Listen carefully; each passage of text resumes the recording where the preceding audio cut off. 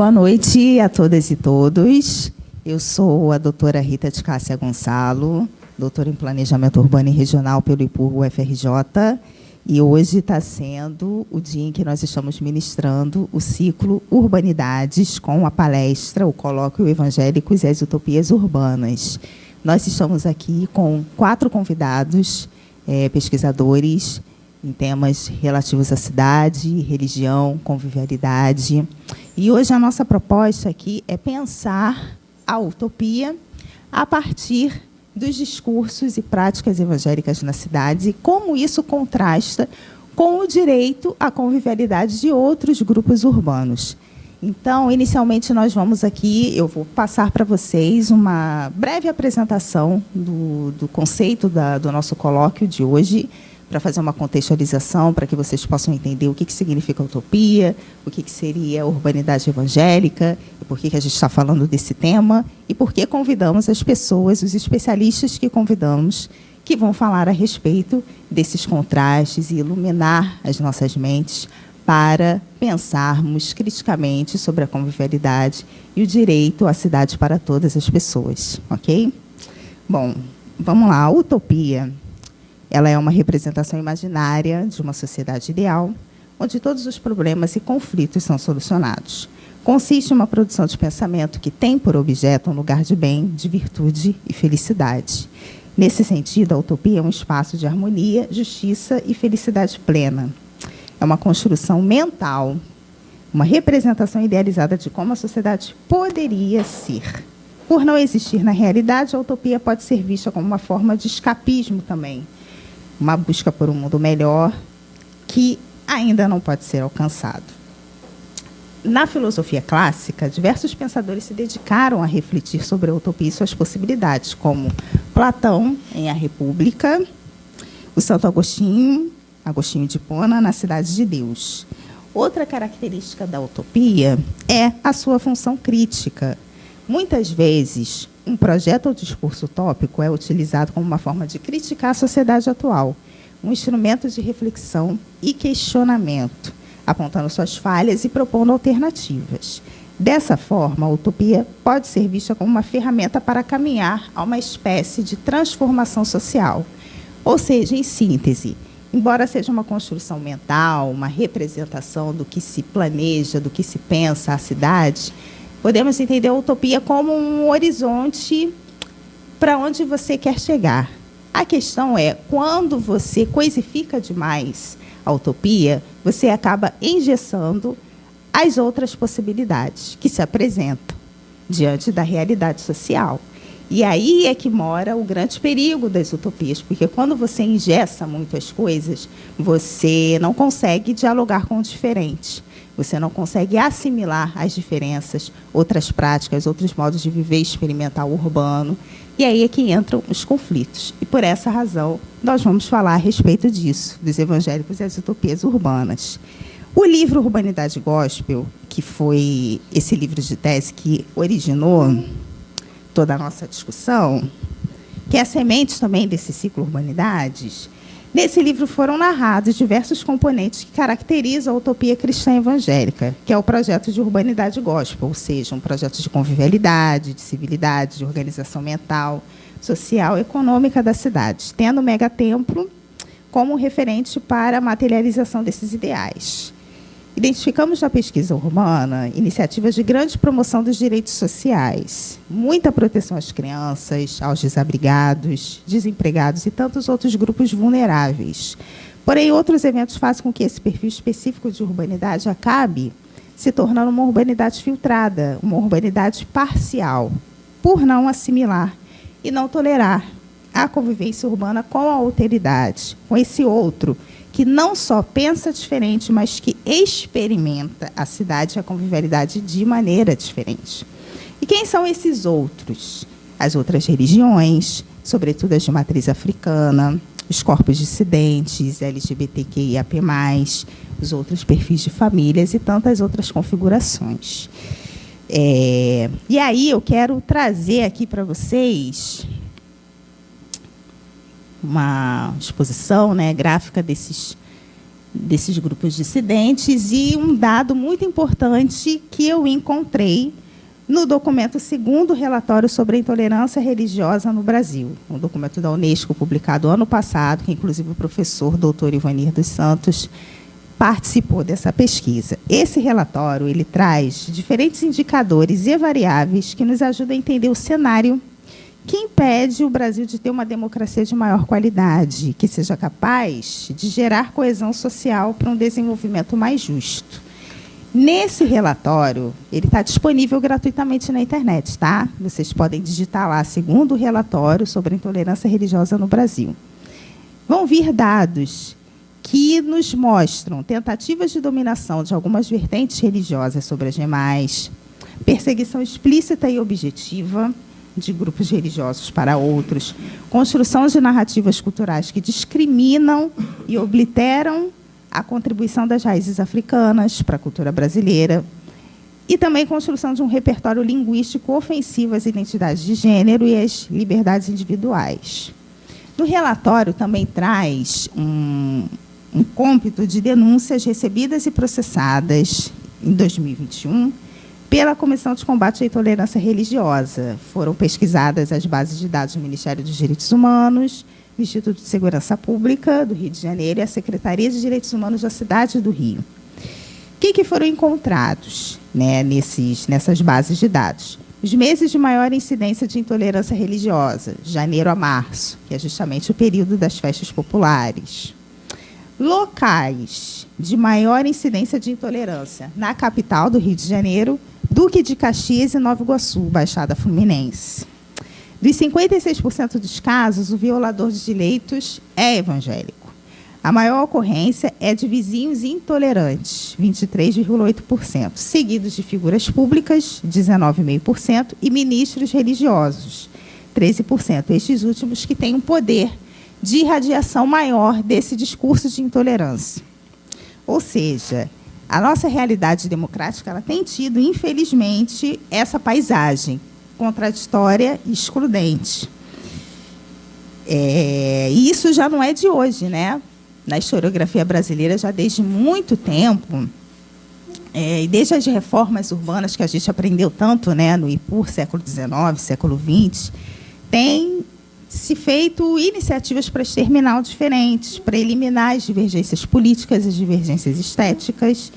E não somente isso, mas as próprias interseções entre o racismo, a fictícia laicidade do Estado, foram estruturantes para a construção e permanência dessa desigualdade, que é uma desigualdade muito perversa. Então, para colaborar ao fortalecimento das iniciativas, das redes que visam a construção de uma sociedade antirracista, uma sociedade democrática, uma sociedade um pouco mais libertária nesse sentido, esse é o objetivo da nossa mesa, esse é o objetivo do nosso colóquio, que é falar sobre esses grupos que experimentam a cidade de maneira diferente, que pensam diferente, que constroem a sua sociabilidade, as suas crenças de maneira diferente, e que é importante que eles tenham o seu lugar, o seu direito à vida na cidade também. Que todos nós possamos coexistir com as nossas demandas, as nossas tendências, os nossos modos de uso e ocupação, sobretudo, né, no nosso país, que é um país que a fé popular ela vai moldar a nossa cidadania, vai moldar as nossas posições políticas, ela vai influenciar muitas mentes. Então, nesse momento que a gente está vivendo, né, pré-eleições, é muito importante a gente fazer esse debate, deixar registrado, né, para que cada vez mais pessoas possam acessar esse esclarecimento, a importância de você conviver na diferença e de que, com o outro, você aprende mais, você se enriquece nessa experiência com a alteridade. Então, vamos lá. Os nossos debatedores de hoje são o professor Dr. Robert Peckman, que é professor associado do Instituto de Pesquisa e Planejamento Urbano e Regional, da UFRJ, autor de um livro maravilhoso que se chama Cidades Estreitamente Vigiadas, o Detetive Urbanista, e outros livros também que tocam nesse tema da convivialidade cidade.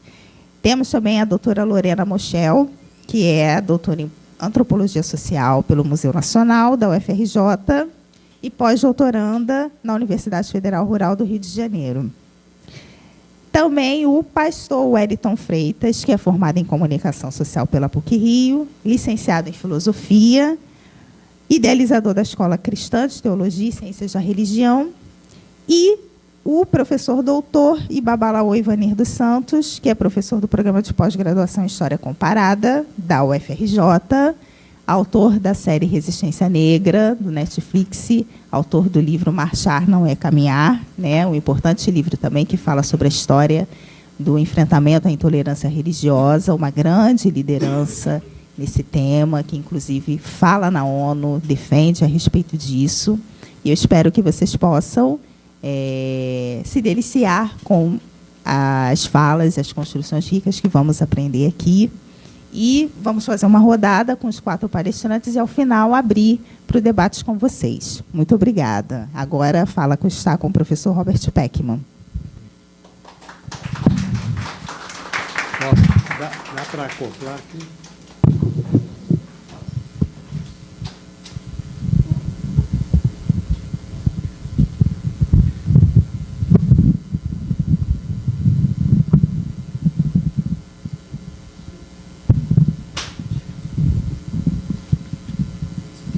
Oi, alô? Tá bom. Obrigado. Bom, boa noite. E agradecer o convite à Rita e o pessoal que trabalha aqui na casa, que eu nem conhecia. E um desafio falar sobre esse tema da utopia, né, porque nos leva longe. A Rita já deu uma bela iniciada no assunto, das representações, né? E gosto muito dessa possibilidade de pensar a utopia como uma dimensão da vida urbana, né? E meu tema é esse mesmo. Eu trabalho com cultura e cidade e procuro ver na experiência do encontro com o outro, que é essa questão. Não vou falar dos evangelhos, mas vou falar da utopia a partir de um certo viés que é da literatura, né? E trago à cena, então, um personagem que me é muito caro, infelizmente morreu há 2 anos atrás, que é o Rubem Fonseca, né? E é um autor que muitas vezes a gente encontra nas prateleiras de histórias de detetive e assim por diante. Mas não, ele é um grande pensador, né? E há uma utopia de cidade, uma utopia de convivialidade em tudo que ele escreve. Embora ele escreva pelo seu contrário, pela dor, né, pelo ódio, pelo rancor e assim por diante. Eu vou ler o meu texto porque tem muita citação e fica esquisito se eu não der a citação. Eu chamei o texto de A Cidade Não é Aquilo que se Vê do Pão de Açúcar. Ler A Cidade com Rubem Fonseca. Isso, A Cidade Não é Aquilo que se Vê do Pão de Açúcar, é um personagem de um conto F.A., se eu não me engano, que quer demonstrar que é preciso ver a cidade andando pela cidade, passeando pela cidade. Então, sem mais delongas, vou ao assunto e digo o seguinte: você sabe ler? Você sabe decifrar? Essas são as perguntas fundamentais que Rubem Fonseca faz insistentemente ao longo de toda a sua extensa obra de contista e romancista. Perguntas feitas a prostitutas, a mendigos, a matadores, a cobradores, a advogados, à polícia, aos escritores e aos leitores. Repito, você sabe ler a cidade? Você sabe conviver na cidade? A cidade não é aquilo que se vê do Pão de Açúcar, assinala o personagem do conto O Caso F.A. de Rubem Fonseca. Fonseca não se interessa exatamente pela cidade mineral, feita de concreto, aço, vidro, e que se estende enorme e prepotente diante de nossos olhos.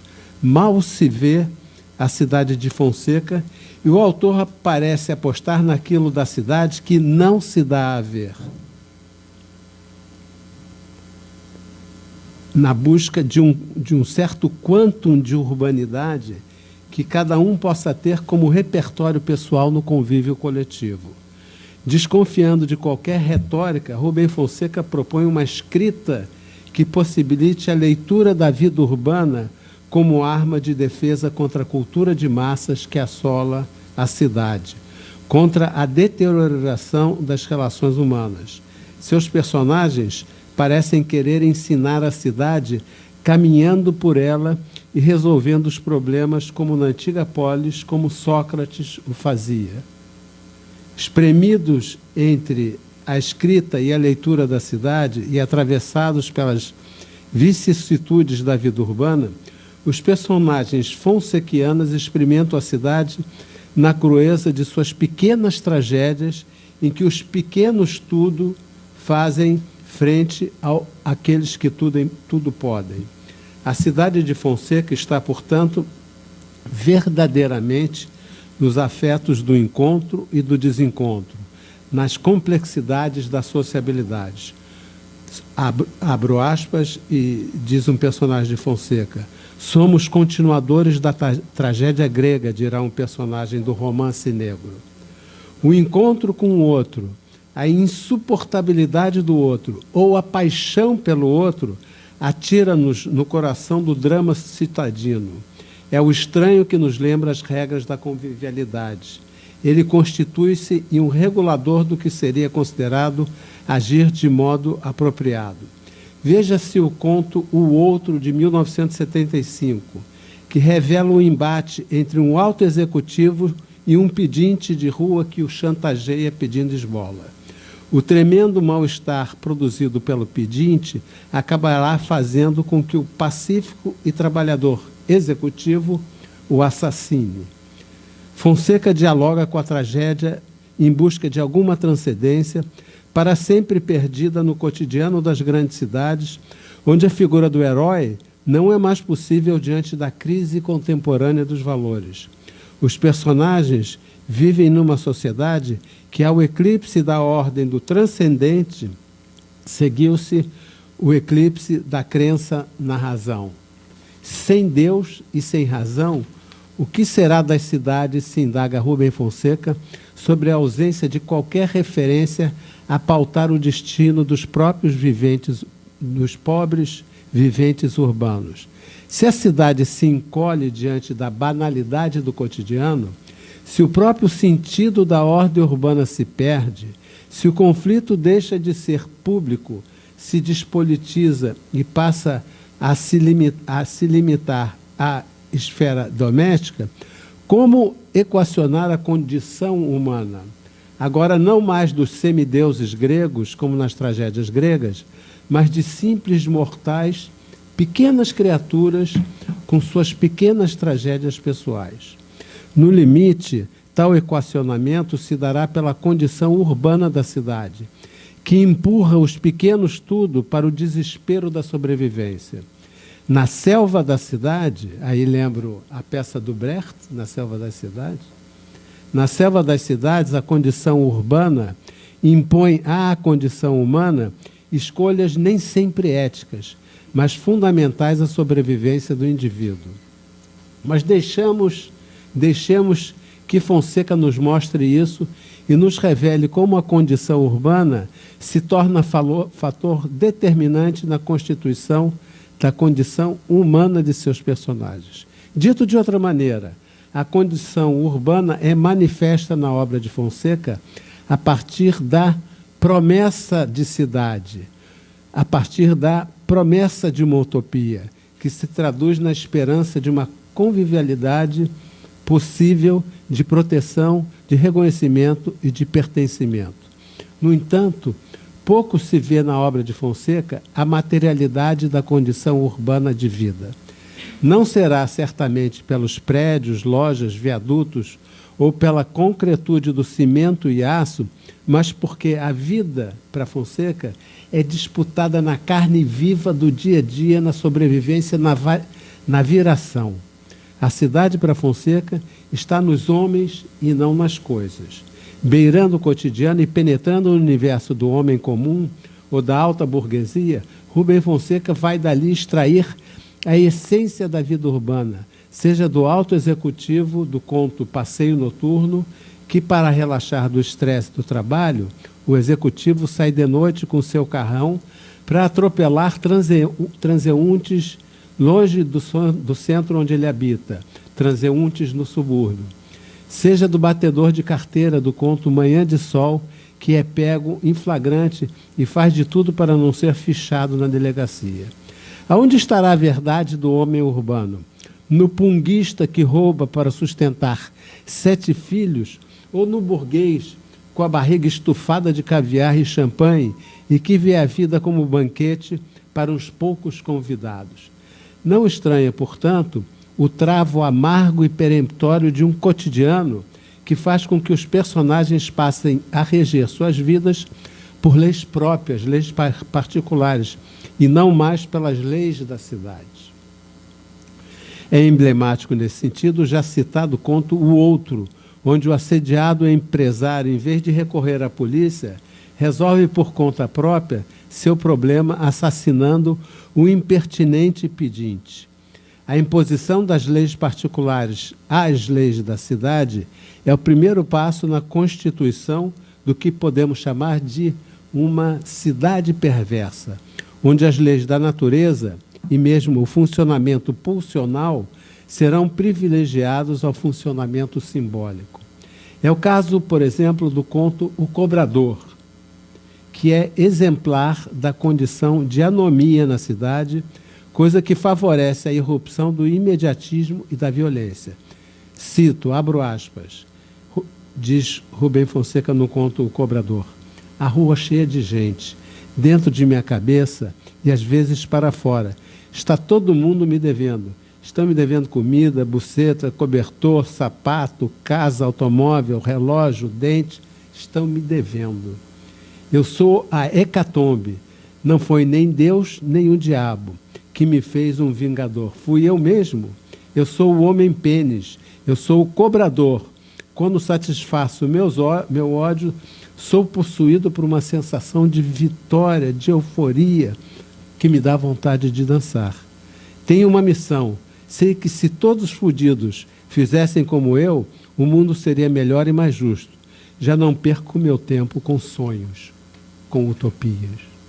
A cidade vai deixando de ser a expressão de um pacto urbano e experimenta um processo de desinstitucionalização, de desengajamento, de desvinculamento e de descivilização. E uma palavra, é a falência da esfera pública. O olhar atento de Fonseca sobre a cidade, na medida em que a esfera pública encolhe cada vez mais, faz da urbe objeto de sua escrita em contos que mais parecem instantâneos fotográficos da paisagem urbana e humana, onde nada do que é urbano, nada do que é humano lhe é estranho. Escrevendo sobre pessoas empilhadas na cidade, enquanto os tecnocratas afiam o arame farpado, como no conto Intestino Grosso, Fonseca confirma que é na cidade que o ovo da serpente está sendo chocado. Abro aspas para Fonseca. Eu nada tenho a ver com Guimarães Rosa. Passamos anos e anos preocupados com que alguns cientistas cretinos, ingleses e alemães, disseram sobre a impossibilidade de se criar uma civilização abaixo do Equador.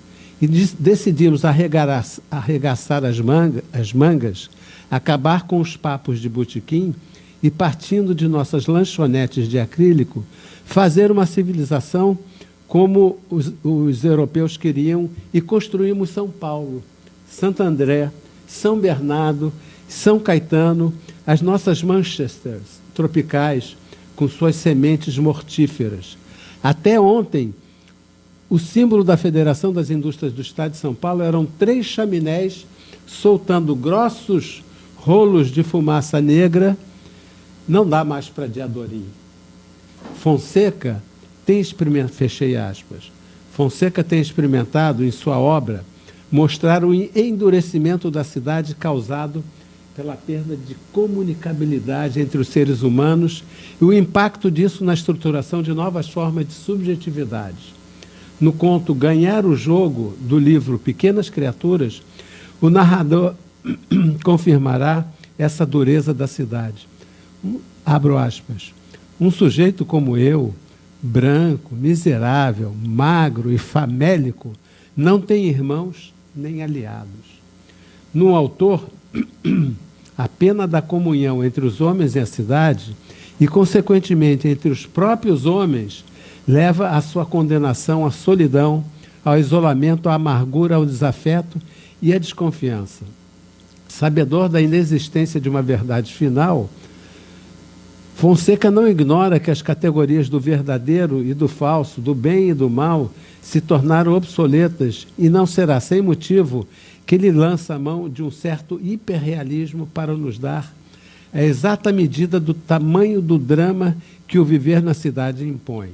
Como no conto Manhã de Sol, abro aspas, Madureira, flecha, luz, mão na bolsa, dinheiro na mão, dinheiro no bolso, 3 passos, ladrão, ladrão, socorro. A mulher se agarra em Madureira, Rua São Clemente, 2 PMs correm, jogar dinheiro fora, braços presos pela mulher, PM, roubou meu dinheiro, seu guarda, fecho aspas. Tentar arribar a verdade pelo excesso de realidade, mas como fazê-lo se o próprio Rubem Fonseca não acredita numa verdade final? O bem e o mal não estando na essência das coisas, a linguagem ocupa o vazio deixado por uma verdade final inexistente. É de ficção, de linguagem, pois que se trata, melhor dizendo, de nomeação do mundo, das coisas desse mundo, de dar nome e, consequentemente, sentido ao que o homem faz no mundo e ao que faz nas cidades em que habita. Abro aspas. Faço a anatomia da realidade para mostrá-la ou entendê-la, negá-la ou, melhor ainda, para entender o que a realidade está fazendo com todos nós. O escritor não pode prescindir da imaginação, da capacidade de criar. Inventar o que não viu, não ouviu, não tocou, não cheirou, não sentiu jamais. Tudo em Fonseca trescala ao embate entre a realidade e a verdade. As epígrafes de seus contos, os títulos dos seus livros, seus personagens, suas histórias, as cidades sob cujas sombras seus personagens se municiam com o amor ou com o rancor do mundo. O paroxismo entre realidade e verdade atravessa toda a obra do autor. Veja-se o personagem Mandrake, que reaparece no livro de contos Calibre 22, de 17. Personagem useiro e vezeiro da literatura fonsequiana, Mandrake é um detetive inspirado nos antigos gibis, onde, com suas máscaras e seu ilusionismo, faz crer que o que parece real seja verdadeiro, e assim fazendo, recompõe uma realidade distorcida. Fonseca, num gesto, o Mandrake fazia esse gesto, né, para as coisas desaparecerem, aparecerem, ele fazia com as mãos uma confusão danada nos gibis, né?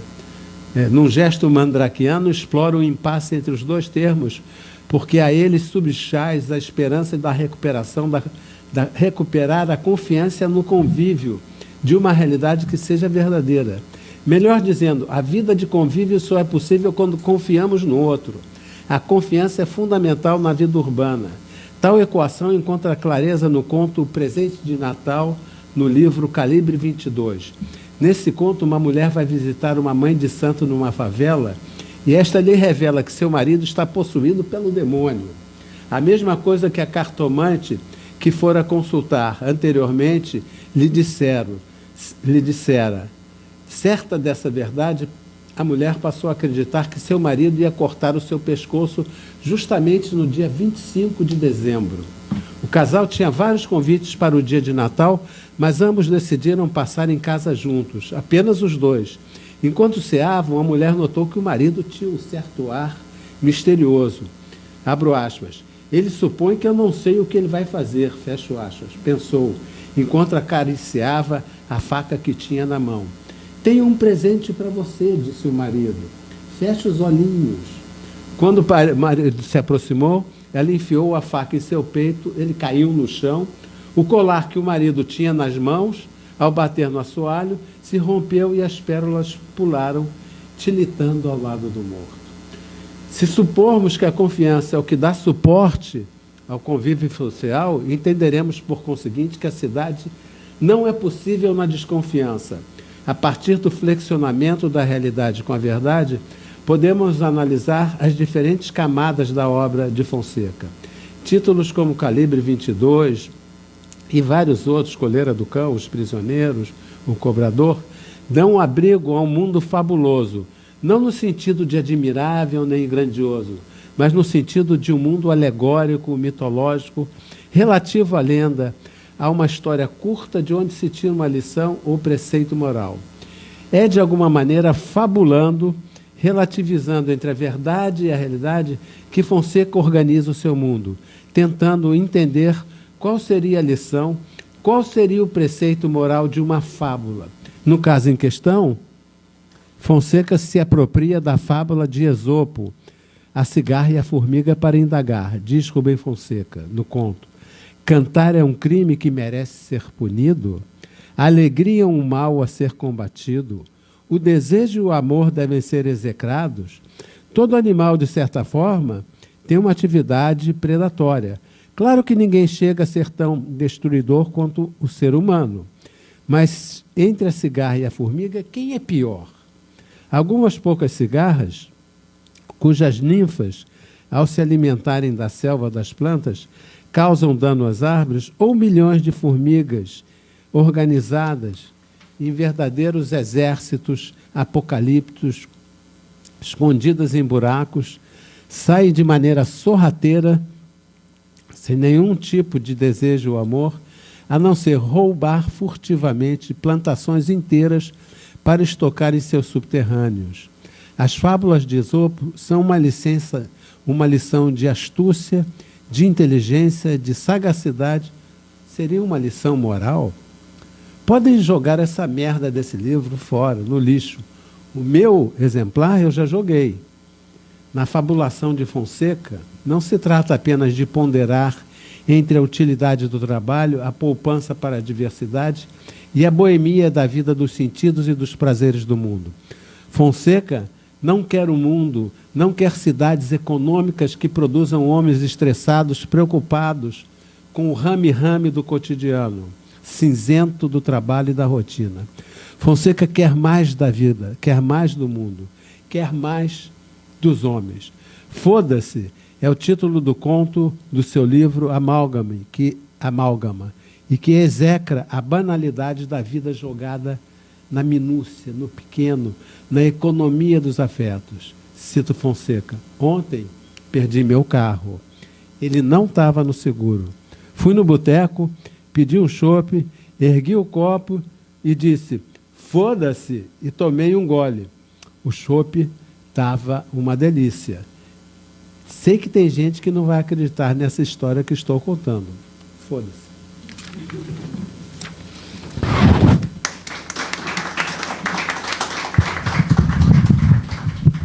Muito obrigada, professor Robert, pelo texto maravilhoso, provocativo, irreverente e apaixonado também, né? Uma vez eu esqueci completamente de te dizer isso, um aluno da nossa turma, lá na época do doutorado, disse que você dava aula de um jeito muito apaixonado sobre a cidade. Sempre foi uma coisa assim que me encantou e eu aprendi muito, pensar a cidade dessa forma assim, afetiva, né? Todas as relações, sejam elas econômicas, dos trabalhadores, o pedestre, os passantes, os edifícios. Foi assim, uma experiência muito importante para mim fazer o doutorado no IPUR, porque lançou luz para esse olhar mais apaixonado sobre a cidade, não apenas economicista, mas também valorizando sobremaneira as relações humanas. E quando você fala a cidade está nos homens e não nas coisas, é exatamente isso. Quem faz a cidade somos nós, né? E a gente tem essa potência de tornar a cidade melhor, mais agradável. É disso que fala, né, a urbanidade como um todo.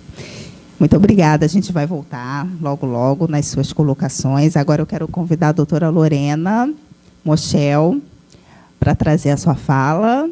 A doutora Lorena, ela tem uma interseção com pesquisa sobre mulheres evangélicas e redes sociais, e ela vai trazer um pouco também do que ela descobriu nas suas pesquisas traçando esse paralelo com a convivialidade também. Obrigada. Posso botar aqui, Rita? Claro. Ai, obrigada.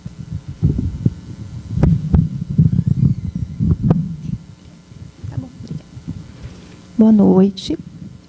Boa noite, pessoal. Boa noite a todas as pessoas presentes. Eu quero começar agradecendo pelo convite, a Rita, pela oportunidade de estar aqui dialogando com vocês hoje. Aqui nessa mesa tem pessoas que eu admiro e acompanho há muito tempo, né? Além do professor Robert, que acabou de falar, o professor Babalaô Ivani, o professor Pastor Wellington. Então, é um prazer enorme, além de uma honra, né? Estar nessa mesa com pessoas que vêm de passos muito antes que os meus, né? A minha estrada é muito menor que dessas pessoas, eu aprendo muito com eles, né?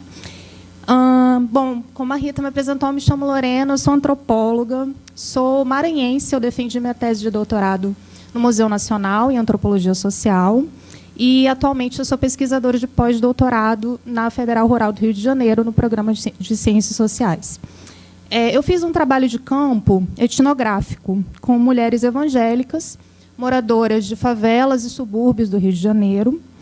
E, nesse trabalho, eu analisei como as articulações entre gênero, sexualidade, raça, classe e religião vêm possibilitando que os evangélicos, principalmente de denominações pentecostais e neopentecostais, se reconfigurem enquanto grupo, enquanto coletividade.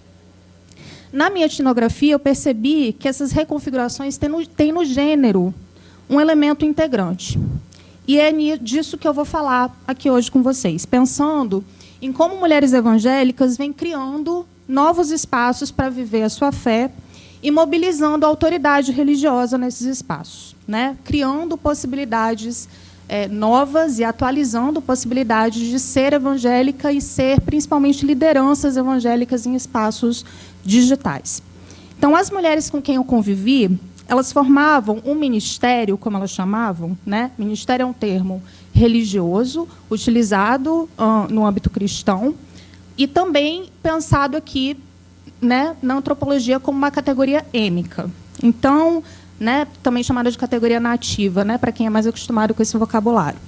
Então, nos grupos de WhatsApp, eram grupos de oração que eu acompanhei, né, acompanhei 2 grupos de oração em que elas conviviam cotidianamente nesses grupos. E esses grupos eram formados exclusivamente por mulheres. Mulheres de denominações pentecostais e neopentecostais. Então, algumas dessas mulheres atuavam como missionárias, como pastoras, como diaconisas, como obreiras. Outras eram pastoras que não podiam exercer a sua liderança em ambientes institucionais, né, tinham limitações institucionais para exercer essas lideranças, e outras haviam decidido não frequentar mais uma igreja por questões de decepções pessoais que elas tiveram nesse caminho. Por isso, muitas delas eram chamadas, ou se chamavam entre si, né, de desviadas, né, para quem conhece esse termo, que se desviaram do caminho da igreja, né? Então, nesses diversos grupos de oração, no WhatsApp, que eu acompanhei, eram diversos grupos, eu acompanhei somente 2 desses grupos. Tá? Eles eram gerenciados com o mesmo nome. Eu dei um nome fictício na minha tese de Mulheres Virtuosas. Então, cerca de 100 a 150 dessas mulheres que conviviam entre esses diversos grupos, elas tinham entre 30 e 60 anos de idade. Elas eram de diversos lugares do Brasil. Elas moravam principalmente no Rio de Janeiro, mas tinham mulheres de diversas partes do Brasil. E também haviam imigrantes brasileiras que moravam na Europa, principalmente Itália e Espanha. Nesses grupos, eu entendi, né, o que eu chamo na minha tese de ministérios no WhatsApp. Elas formavam ministérios dentro desses grupos do WhatsApp. Ministério, como eu já falei, é um termo que é utilizado no âmbito do cristianismo, né? E utilizado também entre elas para se diferenciar do espaço físico da igreja. Então, ao mesmo tempo em que o termo ministério promove uma aproximação daquilo que é religioso, havia um uso ambivalente dessa categoria, né? Que dialogava com a própria maneira diversa como essas mulheres conviviam nesses grupos. Como eu falei, eram mulheres de diferentes pertencimentos religiosos e mulheres também desviadas. Então, se dizer ministério e não se dizer uma igreja virtual era algo que importava para elas, e por isso eu levei a sério a categoria ministério. Então, fazer parte de um ministério era uma maneira de viver a experiência religiosa sem elas estarem vinculadas a uma igreja ou a uma liderança. No campo das ciências sociais, a gente costuma vincular esse pertencimento religioso, muito frequentemente através da ideia de dominação carismática do sociólogo Max Weber. O que a minha pesquisa mostrou é algo que algumas releituras do Weber vêm mostrando, que é a ideia de que o carisma pode não estar localizado em uma liderança, mas diluído em outros elementos que compõem a experiência religiosa. Nos casos dos grupos de WhatsApp, grupos de Zap, né, como a gente costuma falar, a gente está falando de uma intimidade cotidiana com Deus que só ganha eficácia na coletividade. Ou seja, orar junto nos grupos de WhatsApp, de forma assíncrona, em horários diferentes do que alguém já orou, mas acompanhando a oração em voz alta, não é a mesma coisa de orar sozinha. E isso é descrito pelas mulheres como um intensificador da presença de Deus. Eu venho mostrando em alguns artigos que eu publiquei depois da tese como o WhatsApp é um aplicativo que disponibiliza recursos bastante inéditos para que a gente possa pensar na experiência religiosa contemporânea. Então, enviar longas mensagens de voz, compartilhar figurinhas, vídeos, emojis em mensagens de texto, tudo nesse mesmo ambiente, né, com um grande número de pessoas, que podem interagir ao mesmo tempo, vem permitindo o que antropólogas como a Letícia Cesarino indicaram como emergência de novas formas de fazer política. Essas novas formas não estão separadas de uma arquitetura neoliberal das mídias, em que o populismo digital, como ela chama, encontra força muito central para se perpetuar.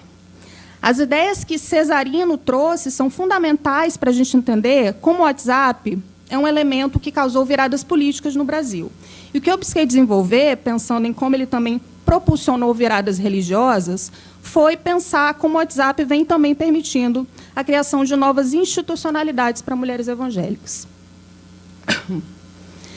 Aqui é importante lembrar que o WhatsApp é um aplicativo que ganha força principalmente em diferentes países do sul global, né? Em comparação com outras mídias digitais, a gente tem na América Latina um espaço em que o WhatsApp ganha uma presença numericamente mais extensiva, né? Países como o Brasil e a Argentina, por exemplo, o WhatsApp tem essa presença numérica mais extensiva, como vem mostrando algumas pesquisas. Os usos de recursos disponibilizados nos grupos de WhatsApp já foram alvo de diferentes regulações no Brasil. Eu lembro aqui que o recurso chamado WhatsApp Comunidades, que aumentaria o número máximo de participantes de 256 para 512 pessoas num grupo, quando chegou no Brasil, essa mudança foi adiada para depois das eleições de 2022, após um acordo com o Tribunal Superior Eleitoral, que esse acordo foi feito junto com a Meta, né, que é a empresa que gerencia o WhatsApp, Facebook e Instagram. Então, passar a entender a centralidade do WhatsApp no cotidiano devocional dessas mulheres com quem eu convivi, me fez entender como o WhatsApp era parte central do meu trabalho de campo. Eu passava muito mais tempo nos grupos de WhatsApp com elas do que até presencialmente nessas igrejas e nos eventos em que eu era convidada para estar, eventos de mulheres, ou eventos nos lares delas. Então, os grupos, sem sombra de dúvidas, ocupavam quantitativamente e qualitativamente a maior parte da minha etnografia. E foi inevitável não pensar nesses fluxos midiáticos que o fortalecimento da fé cria, não só para promover novas formas de ser e se dizer evangélica, mas também mobilizando novas carreiras pastorais entre mulheres anônimas. Então, institucionalmente, ser pastora é um cargo que não é possível para muitas mulheres no pentecostalismo. E quando é possível, ele encontra muitas limitações de representação, né, dependendo de que igreja estejamos falando.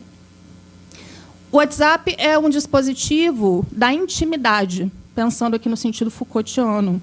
E o WhatsApp permite que elas façam usos diferenciados desse recurso, desse aplicativo, para orar, para pregar, para contar testemunhos, para visibilizar e coletivizar sofrimentos que circulam a partir dessas mulheres. E são mulheres que não ocupam os púlpitos da mesma maneira que os homens, de modo geral. Então, o WhatsApp é um espaço de visibilidade para essas mulheres, para mulheres anônimas, que gostariam de ser pastoras, muitas vezes, e não conseguem. Então, os grupos possibilitam encontros de mulheres que nunca se conheceram pessoalmente. Estão ali por uma indicação de uma amiga, de uma parente. Os grupos formam uma rede de ajuda mútua nesses territórios onde essas mulheres vivem. Nos grupos, elas pedem desde alimentos básicos para suas famílias, oportunidades de emprego, ajuda material em momentos de crise climática, violência provocada pelo Estado nas favelas e atualizam os sentidos comunitários desse tipo de coletividade religiosa.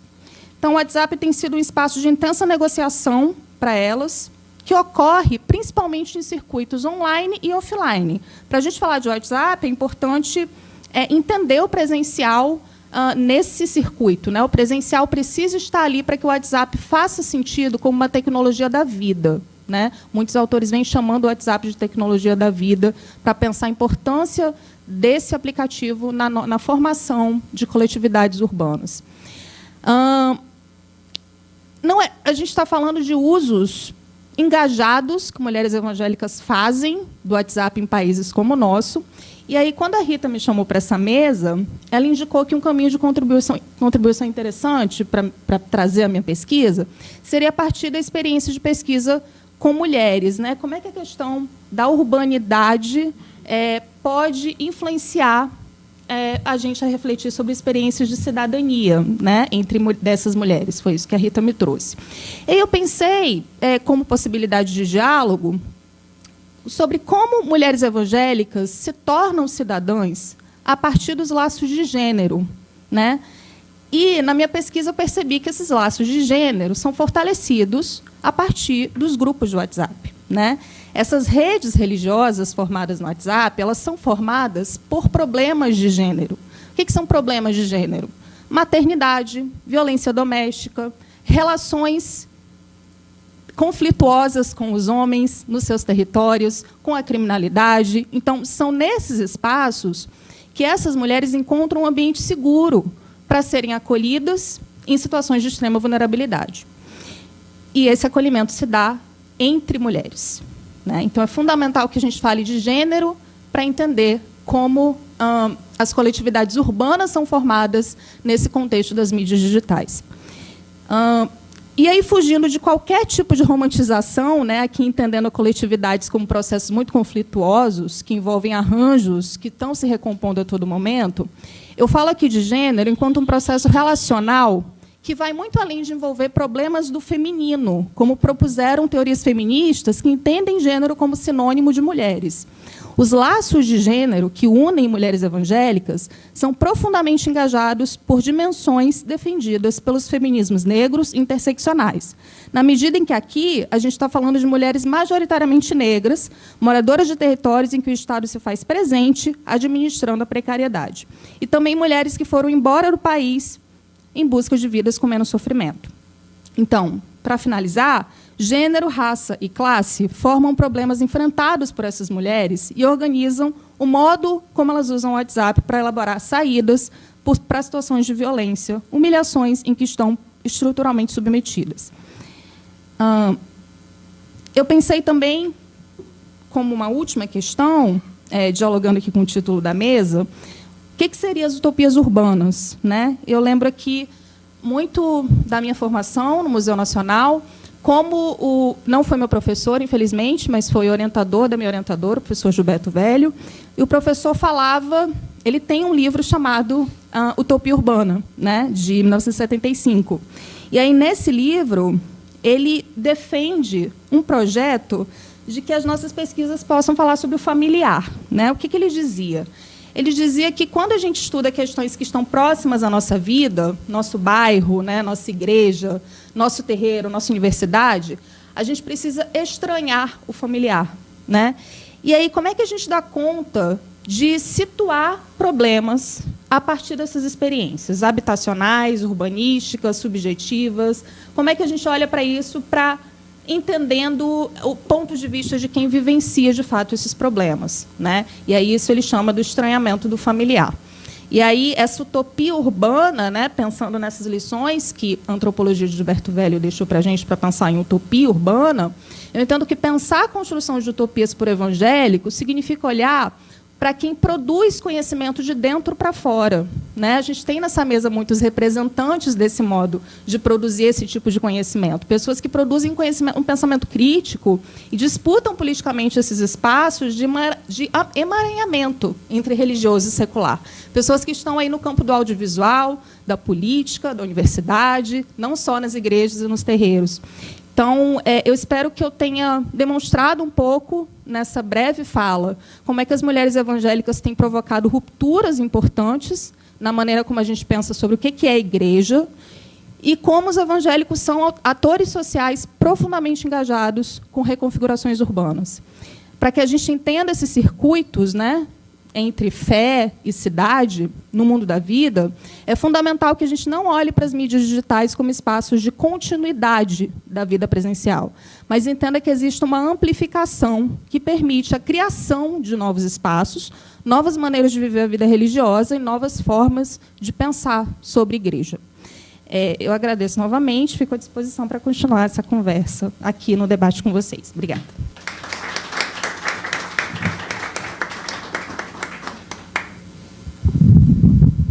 Obrigada, doutora Lorena, pela brilhante fala também, muito enriquecedora. Trouxe um panorama assim, muito rico dessa realidade dos problemas de gênero dentro das comunidades evangélicas. E algo que me chamou muito a atenção foi elas criarem, né, esse espaço seguro no WhatsApp para falar de suas demandas, porque comumente são demandas invisibilizadas e negadas pelas igrejas evangélicas. Tudo isso, toda essa narrativa que a doutora Lorena trouxe, realmente é muito comum. A não visibilidade, a não discussão sobre os problemas de gênero, o não olhar interseccional sobre os atravessamentos de classe, de território, de raça. Então, isso tudo é muito importante e foi muito brilhante essa colocação que ela nos trouxe de como as mulheres criaram saídas para elaborar a sua convivialidade, o seu modo de pertencimento, o seu modo de ser cidadã no espaço digital. Muito bacana, Lorena, parabéns. Eu agora vou passar a palavra para o doutor Babalaô Ivani dos Santos, que vai trazer também o seu olhar sobre a convivialidade urbana. Obrigada, doutor. Bom, primeiro, boa noite a todos, a todas e a todos, né? Eu não preparei um paper, né? Eu vi que todo mundo preparou um paper, eu não preparei paper. No fundo, eu não só porque eu tenho uma vida muito corrida, mas não é por isso, é porque eu tenho aproveitado esse espaço da vida acadêmica para fazer algumas reflexões que normalmente é feita de uma forma diferente da academia. Por que isso? Minha história acadêmica é muito diferente, né? Eu voltei à academia aos 60 anos. Eu sou graduado em Educação pela Notre Dame e resolvi, me perturbaram tanto que eu tinha que ir para a academia, que eu resolvi voltar aos 60. Então, entrei no mestrado, uma tese Marchar não é caminhar, que eu comparo a Marcha para Jesus com a caminhada pela liberdade religiosa. Quando eu qualifiquei no mestrado, a banca me mandou para o doutorado. E eu acabei o doutorado, fui para o pós-doutorado e virei professor. E eu digo que eu fui para a academia sistematizar minha experiência. Isso é diferente. É raro as pessoas que conseguem fazer isso. Eu fui para a academia sistematizar minha experiência. Não fui discutir nenhuma grande teoria. Né? Isso mostra que eu tenho uma trajetória acadêmica muito diferente, trabalhando com as pautas de que eu acompanho numa militância de 50 anos. Por isso que os temas que eu toco São temas muito diferentes, têm ganhado uma repercussão enorme, né, na sociedade. Uma delas aí é o debate Ludmilla por um lado, né, e a Anitta por outro hoje. Né, esse debate muito interessante sobre intolerância religiosa. E pensar a cidade, por que eu digo isso? Porque eu sempre conto para as pessoas entenderem como é que eu entendo a cidade, como é que essas repercussões se dão, na minhas observações. Eu sempre costumo dizer que quando eu defendi minha tese de doutorado, eu gostei muito da fala do professor, eu dediquei uma prostituta a minha tese. Não. Não é da Kelly. Eu dediquei uma prostituta que veio da cidade de Campos, nos anos 50, ser empregada doméstica no Rio de Janeiro. Ela conhece um baiano que é um mecânico, tem um filho com esse baiano. Ela mora na favela do Esqueleto, onde é o UERJ de hoje. Primeira coisa é pensar a cidade. A remoção da favela do Esqueleto. Esse é o primeiro ponto. E ele deixa ela vai então viver na Praça 11, na Rua Comandante Mauriti, com o filho. Esse filho dela conta quando ele tinha 6 anos de idade. Ela trazia ele aos domingos no meio da comunidade, aquela área que hoje é super degradada, onde tinha a fábrica da Brahma, né? E ele batia a palminha, ela dava comida a ele, então ela dizia para uma amiga, uma baiana, chamava, da Bahia, esse é o meu bebê. Aí a da Bahia respondia para ela, ele é esperto, inteligente. Ela então dizia para a amiga, ele vai ser doutor. Com 8 anos de idade, essa criança é raptada pela polícia da mão da mãe. Naquele período, naquela região, a polícia tirava as crianças que andavam sozinhas e botava no SAM. Os mais velhos conheceram o SAM. Os mais novos nem sabem o que é. Mas os médios sabem o que era a FUNABEM. Né? Então foi criado na FUNABEM, no SAM. Nunca mais viu a mãe. Com 14 anos de idade, ele vem para a escola 15, em Quintino. Ele conhece um amigo que morava na Praça 11, ele volta à Praça 11 para encontrar a mãe. Então ele vai descobrir que a mãe dele, a versão que se deu que ela tinha morrido. A versão oficial que ela tinha se suicidado. Que ela jogou álcool no corpo e tocou fogo. Mais tarde, muito mais tarde, ele descobre que isso não era verdade. Ela foi assassinada por um policial da Invernada de Olaria. Invernada de Olaria, o Rubem Alves conheceu bem, né? Você está tratando da polícia que surgiu a escuderia Lecoq.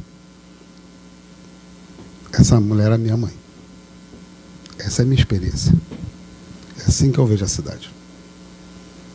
É assim que eu vejo os problemas que eu trabalho. Diferente. Não é. Então, o que me faz um intelectual... Eu sempre brinco, né? Eu já era um intelectual orgânico antes, depois virei um intelectual público, as pessoas me conhecem muito, e agora virei um intelectual acadêmico. Nem todos os intelectuais passam por essas fases.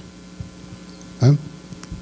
Então, nesse diálogo de pensar a cidade, os conflitos e os evangélicos, nós temos que pensar que estamos lidando com um grupo que tem um mundo à parte, gente. É o mundo nosso e o deles. Ou eles não pensam assim agora? Não era assim antes.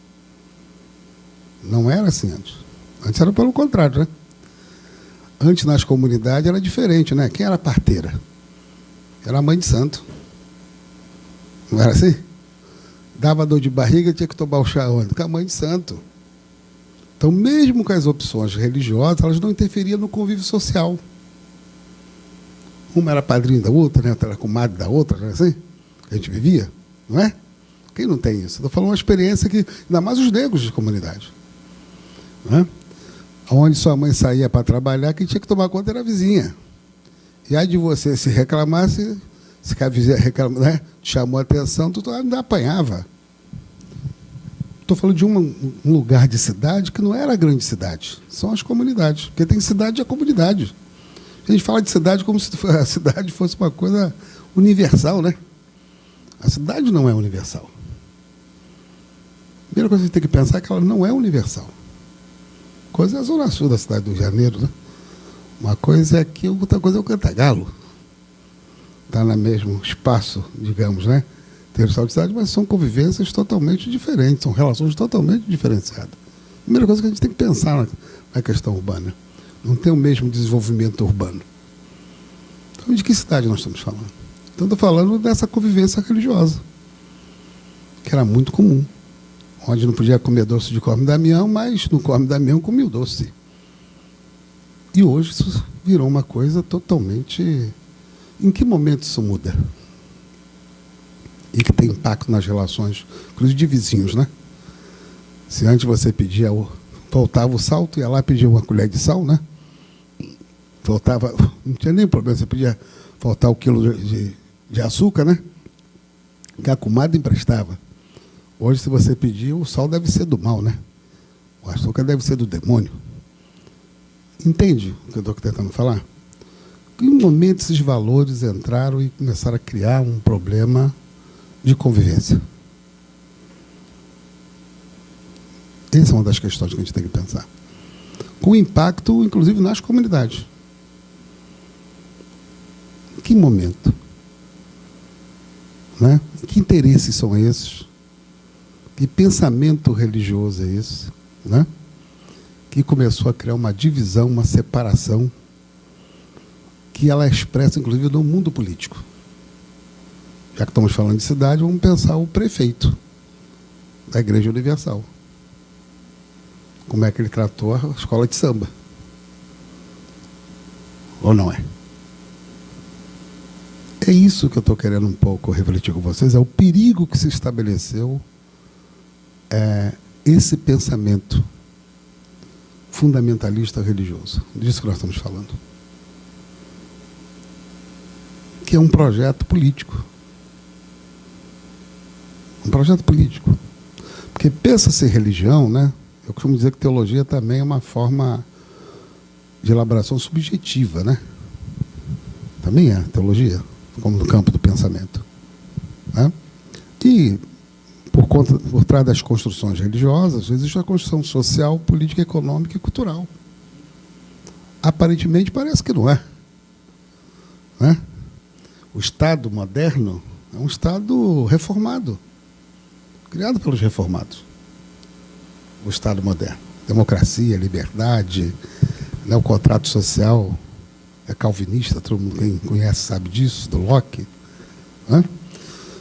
Então, nós fomos regidos, aparentemente, por uma lógica de laicidade, igualdade, né? Todo mundo é cidadão, que é uma falácia. A grande questão é como é que você transforma essas questões universais em práticas reais para tratar da diversidade. Então, pensar uma cidade, uma urbana para todos, esse é um dos grandes desafios que nunca foi. A cidade do Rio de Janeiro ela é conformada justamente excluindo os diferentes. A Zona Sul é o maior exemplo disso. Nos anos 60, né? 50 e 60, as favelas que tinham aqui, como é que elas foram varridas dessa área da Zona Sul? Ou não é? Então, como pensar a urbanidade na diferença, na diversidade e na questão de entender o outro como cidadão? Já que estamos próximos, né? Ontem foi a abolição, não é isso? E o grande problema da República até hoje é esse, é que você não conferiu o direito de cidadania a todos. Esse é o problema do país. Você fez a abolição, logo depois veio a República. O golpe da República. O que a República fez foi nos legar o Código Criminal. A vadiagem e outras coisas mais. Com fundo religioso. Baseado primeiro nas ordenações filipinas, lá atrás, e depois no Código Criminal do próprio Império de 1830. Então nós temos um problema sério que a gente universaliza, mas não compreende o outro como igual. Um dos maiores exemplos disso, já que estamos falando de urbanidade, praia final de semana. A turma do subúrbio vem para cá, não é isso? Tem que botar um cordão de policial até dizer chega, porque não vai ter direito à praia. Vai atrapalhar o sossego da turma. Olha só. Estamos falando de uma cidade. De uma cidade. Então não dá para pensar a cidade sem pensar as diferenças. E sem pensar uma coisa que é uma marca da sociedade religiosa. Da sociedade brasileira. Duas marcas que ela tem na sua gênese, que é o racismo e a intolerância religiosa. Isso está na gênese da sociedade brasileira. Porque por mais que nós possamos bater nos neopentecostais, que é os que mais se tornam público, mas a maior parte da sociedade pensa igual. Não é à toa que a agenda que coesiona o campo conservador é o quê? É a agenda moral. É a pauta do LGBTQIA+, e a misoginia, os direitos das mulheres. Católicos maravilhosos votam que é uma beleza, né? Crivella não ganharia a eleição para a Prefeitura do Rio sozinho. Ganhou com o voto católico. Ou não é?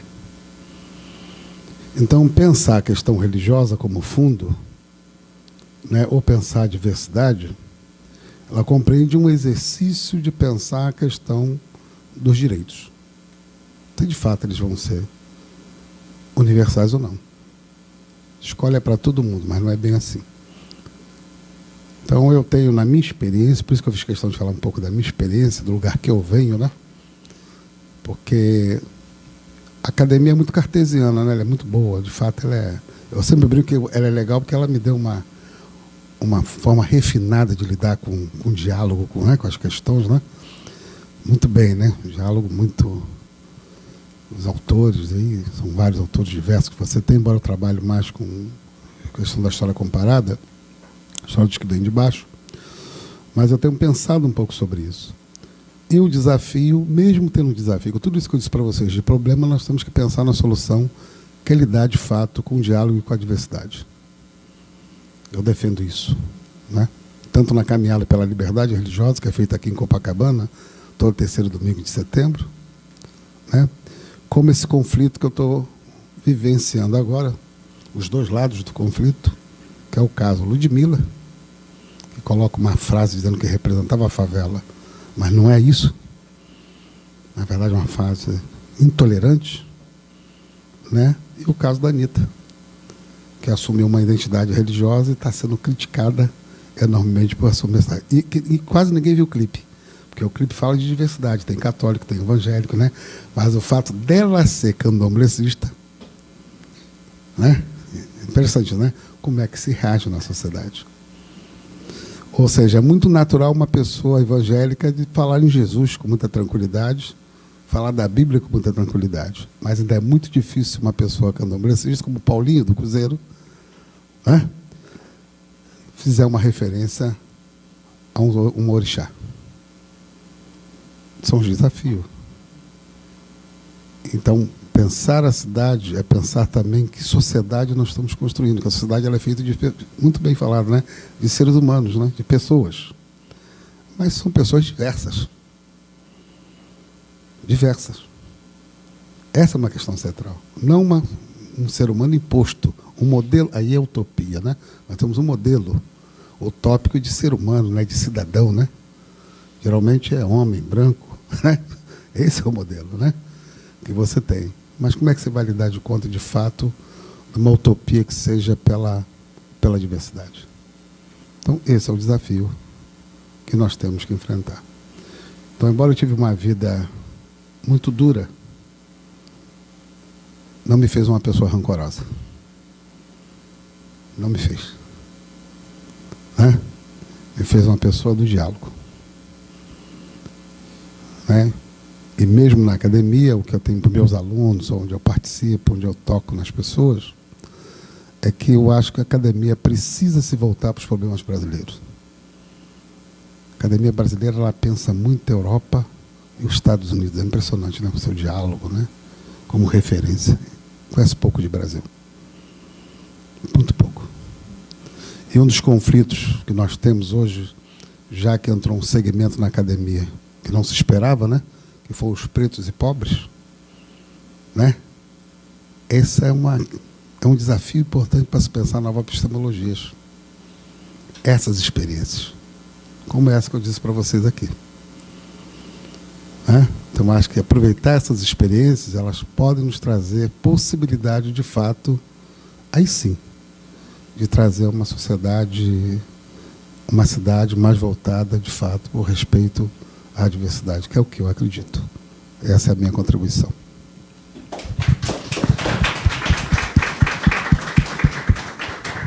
Ótimo, professor Ivani. Muito obrigada pela sua contribuição, pela fala excelente, por nos chamar a atenção sobre esses momentos históricos, né, em que os valores conservadores se tornam dominantes na nossa sociedade e passam a criar os problemas de convivência.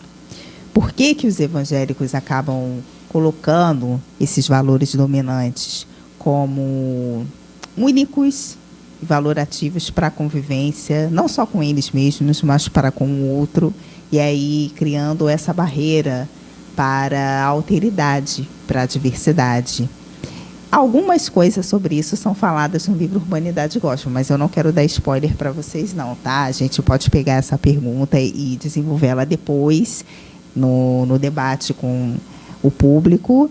E agora eu quero chamar o pastor Wellington Freitas, que é uma liderança muito importante no seu território. Quero que ele fale também um pouco sobre isso, sobre essas experiências de convivialidade, do seu trabalho que você desenvolve na sua igreja com grupos de jovens, e como que a gente pode aprender a conviver na diversidade a partir da sua experiência, pastor Wellington. Muito obrigada pela presença. Eu que agradeço, Rita, agradeço o André, agradeço a todos que estão presentes. Sou um jovem criado num bairro empobrecido de Nova Iguaçu, onde a gente, desde pequeno, tem essa experiência com o candomblé, com a Umbanda, pegando doce, tudo isso, mas também indo na igreja pentecostal, na escola dominical, para tomar café, né? E quero trazer uma contribuição, uma fala que, desde já, lembrando vocês que não existe teologia no singular, mas teologias no plural, e teologia é um estudo acerca de um discurso sobre Deus, discurso, e a teologia que eu abraço não é uma teologia europeia, não dizendo que não há teólogos importantes que nos auxilia bastante, mas a teologia europeia ela é muito abstrata, e eu abraço mais uma teologia de cunho latina. É uma teologia da praxis, é uma teologia de pés no chão. É uma teologia que trabalha com a experiência dos indivíduos, uma hermenêutica mais existencialista, né? E daí, como eu moro em uma comunidade onde é majoritariamente negra, logo hoje, no mestrado, eu trabalho com uma teologia negra. Eu faço mestrado na PUC, por isso que eu demorei também a chegar, peço perdão a vocês, né? E a ideia, como também sou formado em comunicação, é mostrar como que as igrejas evangélicas trabalham com essa mídia para poder colocar o seu pensamento teológico e também seu plano político e econômico dentro da esfera social. Lembrando que esse trabalho de utilizar jornais para poder difundir o seu pensamento não é algo novo. Já no século XIX, se utilizava os folhetins. Os evangélicos, os protestantes perceberam que havia uma maior liberdade nos jornais. Então, eles começaram a comprar espaço para poder publicar as ideias da igreja, as ideias do pensamento protestante. Só que, a partir de 1862, por aí, a 1800 1864 a 1892, nós vamos ter o primeiro jornal evangélico chamado Imprensa Evangélica, fundado por Simonton, que é o fundador da Igreja Presbiteriana no Brasil, que a ideia era não simplesmente propagar a sua teologia calvinista, mas também fazer crítica à centralização da Igreja Católica e também falar sobre a política que podia ir mais além à medida que fosse mais laica, no sentido de se afastar dessa centralização do catolicismo. A gente vai ter também essa ideia de que a política, trabalhar na política é algo novo a partir da década de 80 do século passado. Não, né?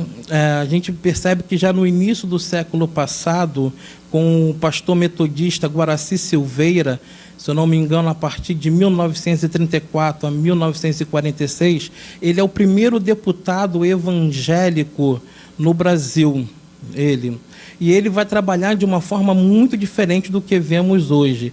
Ele é do Partido Socialista Brasileiro e ele vai anular essa ideia, ele vai lutar dentro da Constituinte contra a ideia de Deus na Constituição.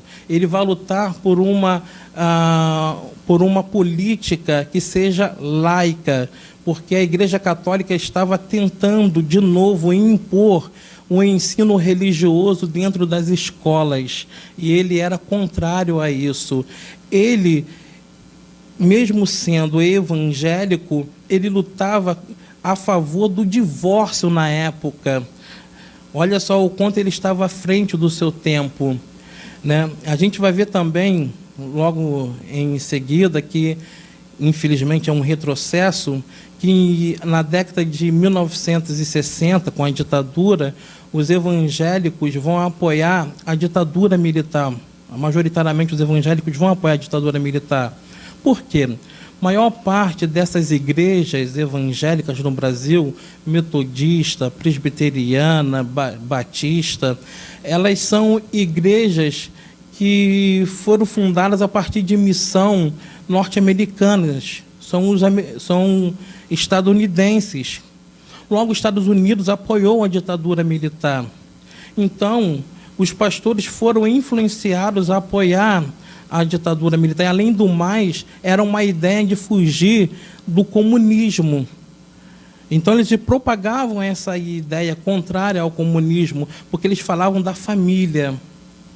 Eles falavam porque o comunismo era coisa de ateu. Então, a gente percebe que esses indivíduos, eles estão na sociedade, né, desde quando vieram para o Brasil, trabalhando na mentalidade dos indivíduos. E isso não é novo, não. Já em 1808 a 1810, eles estão articulados com a coroa que veio para o Brasil, trabalhando politicamente. Mas o que a gente pode perceber com isso? Que a mídia e a política não é algo novo. Porém, dentro do pentecostalismo, a mídia e a política, elas eram vistas como coisas de Satanás. Não é como a gente está vendo hoje com o neopentecostalismo. A influência, o exercício da política e o exercício da mídia com jornais, revistas e folhetins foi com o protestantismo clássico e histórico. Mas no início do século XX, com o pentecostalismo, isso era visto como algo demoníaco, porque o pentecostalismo clássico, ele dá ênfase a uma teologia de falar línguas estranhas, a glossolalia. E eles diziam que você só deveria estudar para aprender o básico, que é justamente o ler e o escrever para ler a palavra de Deus. O que passasse disso, você está impedindo a liberdade do Espírito Santo de trabalhar na sua vida. Além do mais, se você utilizasse a mídia da época, que era o jornal e o rádio, você está sendo influenciado pelo inimigo, está utilizando coisa do demônio. E isso vai ser a partir de 1910 até a década de 1940. A partir de 1940 até 1970, aí nós vamos ter a influência de outra missão estadunidense no Brasil. Ricardo Mariano chama de deuteropentecostalismo, por exemplo, que é a igreja quadrangular, é a igreja Nova Vida. Eles vão vir com essa mentalidade de evangelismo itinerante. Eles vão utilizar as salas de cinema. Olha que hoje nós temos isso, compra as salas de cinema. Eles estão utilizando a sala de cinema para propagar e compra espaço nos jornais e revistas da época para poder informar o horário do culto num clube que tem na cidade ou no cinema que tem naquela cidade. Eles alugavam um clube. E também em tendas, como de circo da época, e nas praças públicas. Era dessa forma que eles faziam. O fundador da Igreja Nova Vida, Robert McAllister, se eu não me engano, ele utiliza a rádio, o programa de rádio da época. E é utilizando o programa de rádio da época que ele vai conseguir trazer para si Edir Macedo e R.R. Soares, que vão começar na igreja deles. E Edir Macedo, ele sai, se eu não me engano, acho que é da Umbanda. Edir Macedo aprende ali uma teologia que se articula com a secularidade, que dialoga com a mentalidade urbana, e a partir dali ele sai, funda a Igreja Universal em 1987, adere à teologia da prosperidade e do domínio, e dali nós conhecemos o que tem hoje a Igreja Universal. A Igreja Universal, ela vai utilizar a ideia do consumismo, ela vai adotar a ideia da globalização, ela vai utilizar todos os recursos midiáticos que estão disponíveis para si, vai utilizar a Folha Universal que tem até hoje, e a Folha Universal, que é utilizada para evangelizar, você vê os fiéis dando, não é a Igreja Universal que disponibiliza gratuitamente, não. O fiel compra para poder evangelizar. Não é gratuitamente. Então, aí a Folha Universal, ela traz notícia das programações da Record, ela traz notícia da igreja, ela traz notícia de política. Então, ali tem um projeto de poder. Ela está ali manipulando indivíduos. A Igreja Universal e do cunhado dele, que é casada com a irmã do Edir Macedo, R.R. Soares, percebe que elas têm convergência de pensamento. E a Igreja Mundial, o líder saiu da Universal. Percebe que elas têm características semelhantes. E elas dialogaram com o pensamento, a ideia do ex-presidente Jair Bolsonaro. Jair Bolsonaro veio com um pensamento fascista que a ideologia é de uma economia que nós podemos chamar de anarcocapitalismo. Esse anarcocapitalismo, ele é justamente a supervalorização do indivíduo, a soberania do indivíduo, através da propriedade privada e do mercado livre. E do mercado livre. E daí, pessoal, a gente percebe que há a valorização das instituições privadas nessa ideia. E essas instituições privadas do ex-presidente vai de acordo com a teologia do domínio. Porque a teologia do domínio ela tem 7 visões. Ela tem uma visão com 7 pilares, ou 7 montes, que é a ideia do governo, economia, educação, cultura, mídia, religião e família. Esses pontos vai servir para formar um governo de Deus.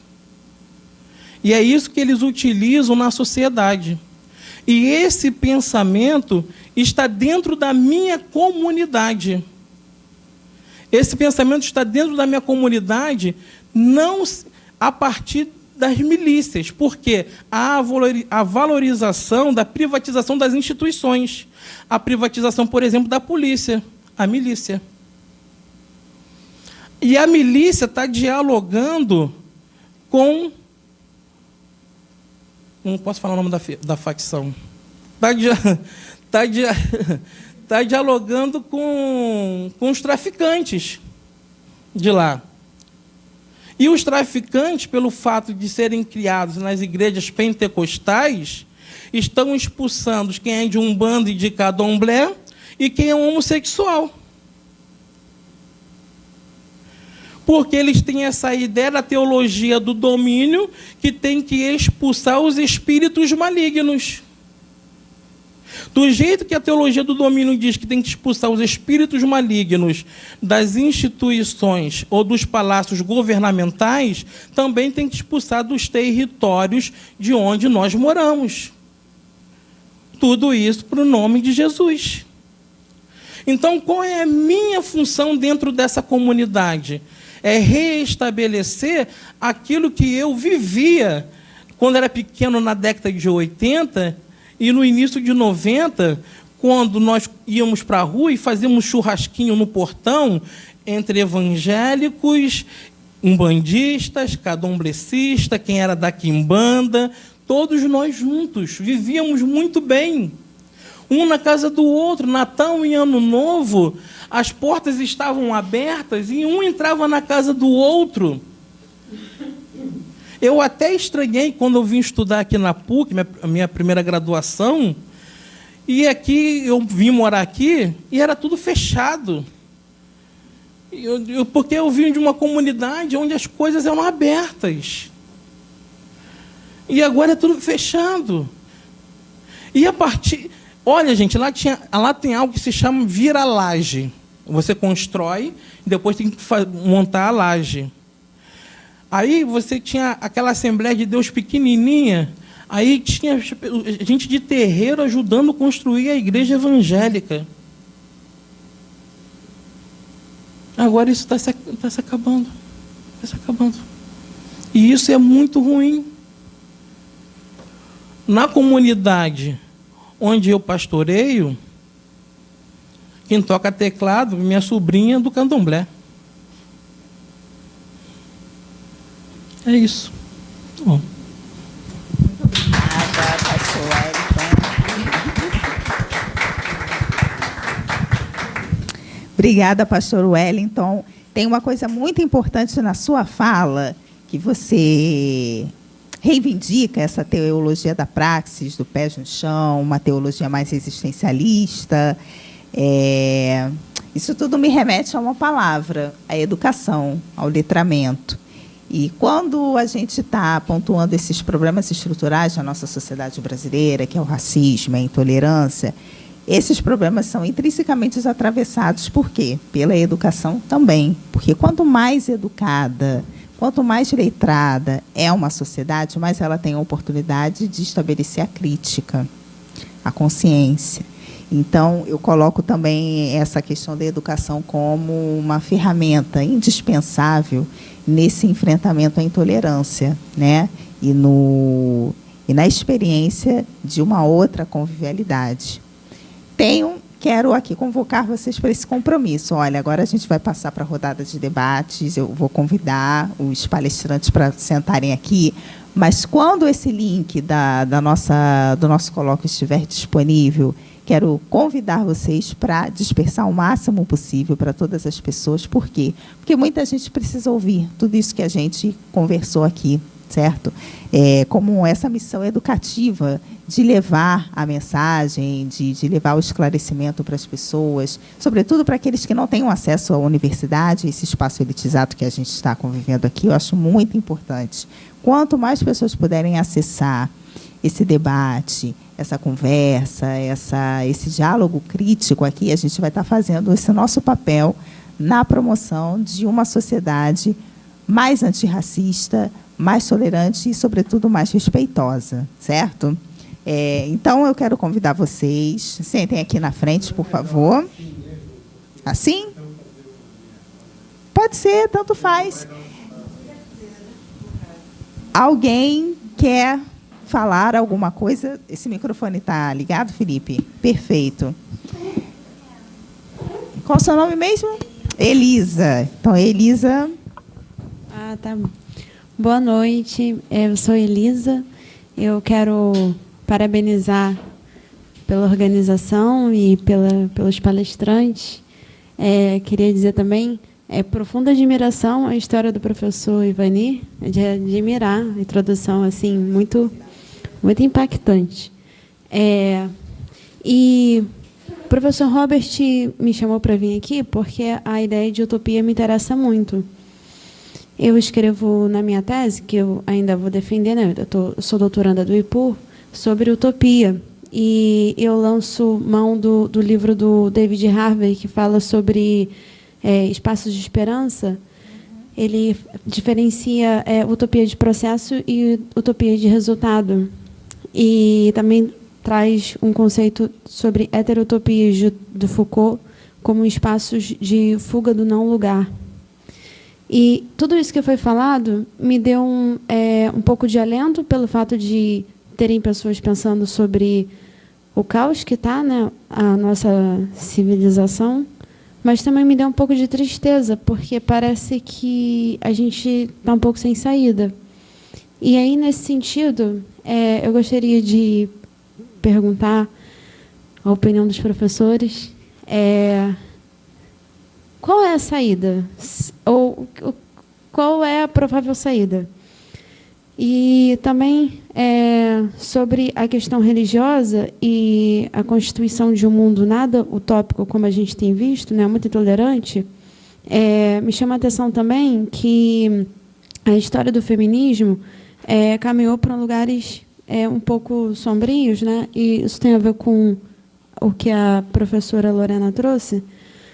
Não que ela tenha exatamente abordado isso, mas é uma coisa que me levanta muito a questão, é que essas mulheres, muitas vezes na religião, elas não reivindicam espaços melhores, utópicos, para nós mulheres, do ponto de vista da liberdade, dos acessos e da revolução do nosso estar no mundo do ponto de vista simbólico e material.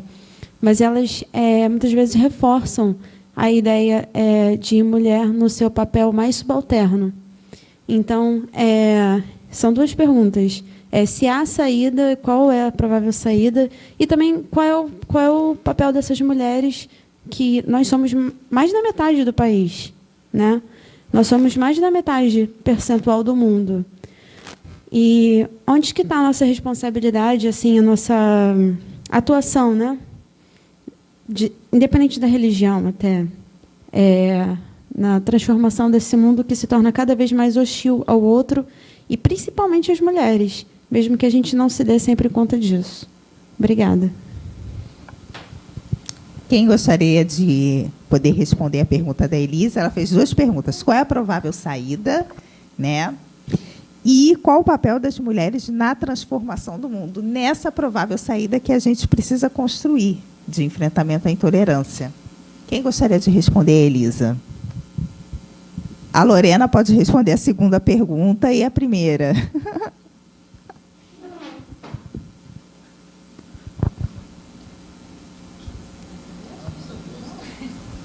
Oi, Elisa, obrigada pela pergunta. Realmente, na minha fala, eu não abordei como o papel das mulheres é fundamental. Eu abordei mais como o papel das mulheres é fundamental para a criação dessas novas institucionalidades evangélicas nas mídias digitais, né? E aí pensando questões de gênero. Mas a sua pergunta me fez lembrar que, na minha pesquisa, no trabalho de campo, e aí eu coloco aqui também uma questão de lugar de fala, que é importante, que eu não sou uma mulher evangélica, mas eu sou feminista, e, durante a minha pesquisa, eu me apresentava a elas como feminista. Eu acho importante que essa diferença seja colocada para que a gente entenda que tipo de conflito ou aliança ela pode promover. Então, eu escolhi, né, eu optei dizer que eu era feminista. E isso, obviamente, me criou muitas barreiras e também possibilitou outras formas de enxergar o que elas chamavam de feminismo. E aí eu me surpreendi muito com a forma como muitas delas diziam que eram feministas, mas não eram a feminista da rede social. A feminista da rede social é a radical. Elas fazem um feminismo que, como o professor Wellington lembrou, tem a ver com essa teologia pé no chão. Elas são feministas que não querem dizer que são feministas, porque muitas são conservadoras, e não é bom dizer que é feminista em contextos conservadores, mas elas praticam um feminismo, né? Uma espécie de feminismo na prática. E aí eu acho que é importante a gente sempre fazer algumas ressalvas, né? Porque eu estou falando de pessoas comuns, pessoas do chão da igreja. Eu não estou falando de lideranças, né? As lideranças de muitas dessas igrejas pentecostais e neopentecostais, elas jamais diriam que são feministas, jamais conversariam com uma feminista. As pessoas do chão da igreja, sim. As pessoas comuns, sim. Então, acho que há possibilidade de diálogo possíveis. E quando você fala de que essas mulheres estão reproduzindo a norma nos seus comportamentos, eu concordo, mas também discordo por um certo lado, né? Na minha experiência de pesquisa, eu vi muitas dessas mulheres produzindo pequenas resistências. E eu acho que, quando a gente olha para essas mulheres do chão da igreja, a gente consegue enxergar isso. E, quando a gente enxerga evangélicos como esse grupo muito, né, coeso, né, a gente não consegue enxergar essas pequenas diferenças e resistências que acontecem nesse cotidiano que as pessoas vivem. Então, tem uma antropóloga que eu gosto muito, que se chama Saba Mahmood. Ela tem um trabalho com mulheres islâmicas, né, mulheres muçulmanas, que praticam o islamismo. Então, ela já faleceu há alguns anos, e ela tem uma teoria, né, um conceito, que serve muito para a gente pensar também sobre experiências evangélicas, que é como é que as mulheres conseguem resistir dentro da norma. Como é que essa agência é possível, né? Eu acho interessante a gente poder fazer essa reflexão quando a gente fala sobre mulheres evangélicas, mulheres que são vistas como conservadoras em todos os aspectos da vida e estão produzindo pequenas resistências nesses territórios em que elas vivem. Espero que eu tenha respondido sua pergunta. É isso. Obrigada. A saída é complexa, mas é simples também. Olha a fala dele. Né? A falha dele. Isso é importante, porque, por exemplo, na minha casa é Ruth, Esther e Neemias, Antigo Testamento puro. Já viu como é que é, né? Eu sou candomblessista. Percebe? Em casa. E uma experiência que eu vivia mais significativa dela é o Kleber Lucas. Você conhece a história. Todo mundo dizia que o Kleber Lucas era um conservador, né, de direita, não sei o que e tal. Olha o Kleber Lucas. Quem traz o Kleber Lucas, leva para a universidade, faz o mestrado, estuda o Inário, como o Inário é racista, né? E está fazendo doutorado estudando o mito de Cã. Eu tenho 4 alunos pastores que eu sou orientador, mestrado e doutorado. E um pastor agora que O livro dele é O Rei da Mangueira, onde eu moro. Eu moro na Mangueira. Nasci e moro lá. Estava fazendo pós-doutorado comigo. Formar quadro. Formar quadro. A universidade é boa para isso, né, professor? Forma quadros. Tanto quadro técnico como quadro em outras dimensões. Tem fila de evangélicos que vão estudar comigo. É muito interessante isso. E uma coisa que nós aprendemos, perdemos muito, né? Parte dessa confusão toda também se deu, não é à toa que as missões veio nos anos 70, né? Para enfrentar a teologia da libertação. Todo mundo sabe que foi isso que aconteceu. Minha tese eu falo sobre isso, foi isso que eles vieram fazer aqui, os americanos. Nós tínhamos uma prática nos anos 70, 60, de que a gente ia para as comunidades, discutir com as comunidades. Os progressistas perderam essa mão. Perderam, não para a maioria. Né? Perderam. Então, acabou que esse setor conservador evangélico, prestador de serviço, né, acabou se impondo. E é onde tem esse diálogo que você falou muito bem. Milícia, tráfico, né, essa coisa toda aí. Mas eu avalio que nós temos que voltar. Porque quem está em comunidade, com todas as dificuldades na comunidade, na Mangueira eu nunca recebi um tá amarrado. Na minha esquina tem pastor, o pessoal vai falar comigo, entendeu? Porque tem uma convivência, às vezes, que é muito diferente quando você está ali plantado. Quando você não está plantado, não tem. Eu acho que esse diálogo tem que vir de base. Ele não vai vir da cúpula. Porque a cúpula tem outros interesses. E um dado importante da fala dele, que é uma tensão que tem na igreja hoje, é os negros. Eles são bases de uma estrutura que é branca. E, cara, na verdade, estão justamente questionando essa estrutura. Isso é uma base de tensão que está dada. Hoje está dada. Né? Então, se você não identifica as tensões que tem, o que a gente deve fortalecer, a gente não vai ter saída. E olha que eu digo para você com tranquilidade, porque eu sou minoria religiosa. Candomblé não é a maioria na sociedade. É do ponto de vista da identidade cultural. Tem uma força de identidade cultural impressionante. Mas quanto grupo religioso, minoria. E só vamos conseguir sobreviver se a gente conseguir construir uma contra-hegemonia. Que é isso que eu faço o tempo todo. Né? Tem que ser contra-hegemônico. Aí é Gramsci, né? Então, e aí tem que saber dialogar mesmo. Né? Tem que saber e fortalecer as lideranças negras de base. O Kleber fazia parte de uma estratégia minha, que é o seguinte: eu precisava de um grande nome que pudesse falar para a base popular. Porque eu vou falar não adianta, né? O Ivani, entendeu? Ele fala. Quando eu puxei o Kleber na minha estratégia, eu tinha a ver justamente com isso, e faz isso. Porque ele é um cantor gospel popular. Até hoje. Quem é contra ele é a cúpula. Persegue. Né? Por isso que tem que ser abraçado. Essa é a estratégia, essa é a saída. E fortalecer a liderança como ele. Que eu acho que isso é que nós temos que fazer. Entendeu? Eu não posso falar para um grupo se eu não sou daquele grupo. Posso dialogar com o grupo, mas não ser liderança dele. E mais, não se discute em algumas coisas a religião. Uma agenda civil. Eu discuto uma agenda civil, não discuto religião. Esse é outro ponto importante. Quando você discute religião, entra a fé, fé complica, porque tem dogma.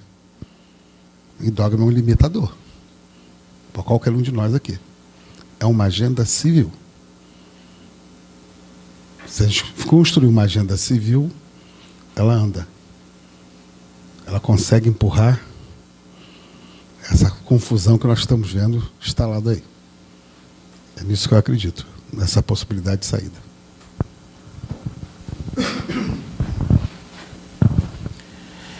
Eu fui de um movimento estudantil, né? Então aprendi bastante ali a conviver com os diferentes. Apesar de minha criação ser um bandista, meu avô sacerdote bandista, minha avó também. Só que aí, com 12 anos, eu fui para a Igreja Assembleia de Deus, que isso é muito comum lá, né? Só que minha mãe continuou na Umbanda, minha família toda, então eu sempre convivi com a diversidade. Então, eu sempre lutei por isso, né? E com 22 anos eu me tornei presidente da Associação de Moradores do meu bairro.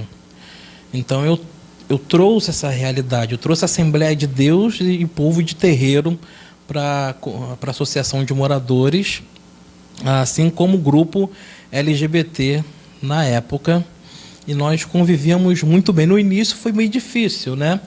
Mas eu consegui trazer esse diálogo. Na época era o Lindbergh lá na prefeitura, né? Então ficou mais fácil também na época. Mas outra coisa que é necessário entrar nas igrejas evangélicas, dentro da teologia, é a teologia da complementariedade ou teologia igualitarista, mostrando biblicamente que é possível dar o espaço à mulher a mesma que a do homem, mostrando que quando fala de submissão, ali não é no sentido de colocar ela no estado de opressão, como nós vivemos hoje, né? Muitos fazendo essa interpretação, mas é no sentido de ali um auxiliar o outro.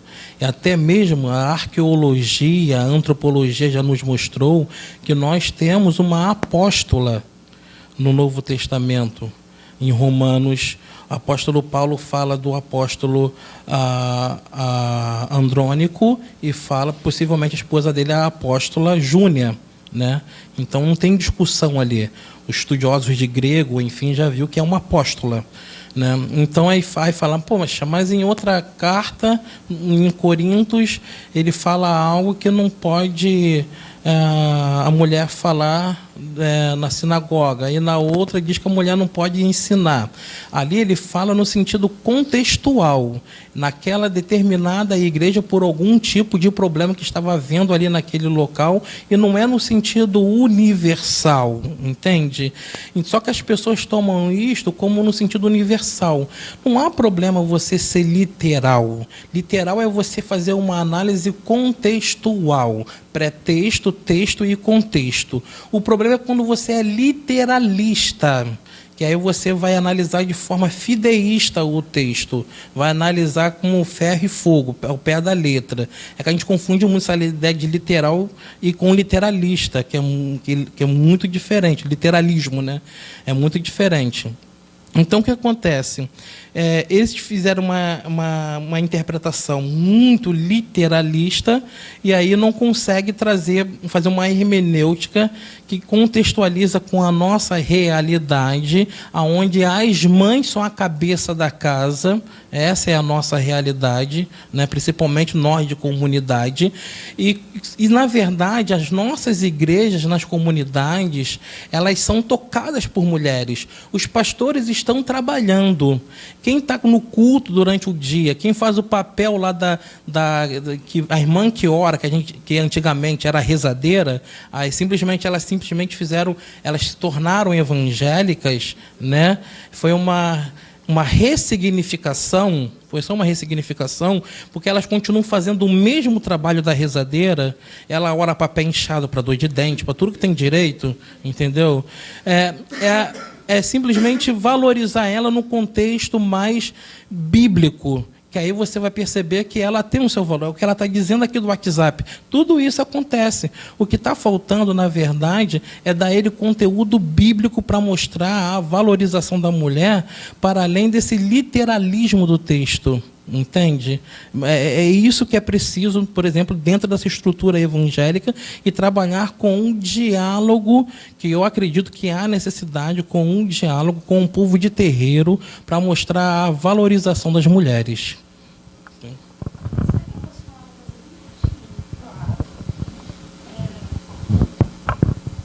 Quando eu fiz essa pergunta, eu fiz pensando muito assim, porque eu me preocupo, né, com a sociedade. Eu queria viver numa sociedade melhor. Eu acho que eu sou muito romântica, muito utópica nisso, né?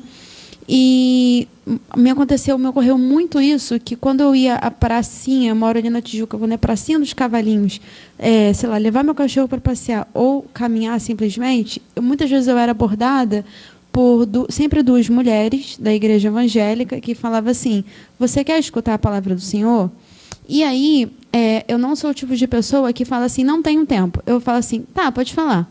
E aí essas moças, elas começavam a falar certas coisas que eu não concordava. E aí eu falava assim, poxa, mas você já parou para pensar que isso aí que você está falando pode não ter a ver com Deus, mas pode ter a ver com a política, e que é importante você pensar em política também?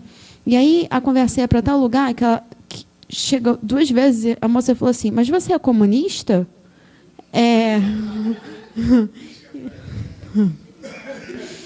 E aí eu falei assim, mas qual é o problema de gostar de Karl Marx? Você já leu Karl Marx? E aí ela falou, aí uma olhava para a outra e falava assim, vem, vamos embora. Fazia assim, sabe? E outra situação que me aconteceu foi na porta da minha casa.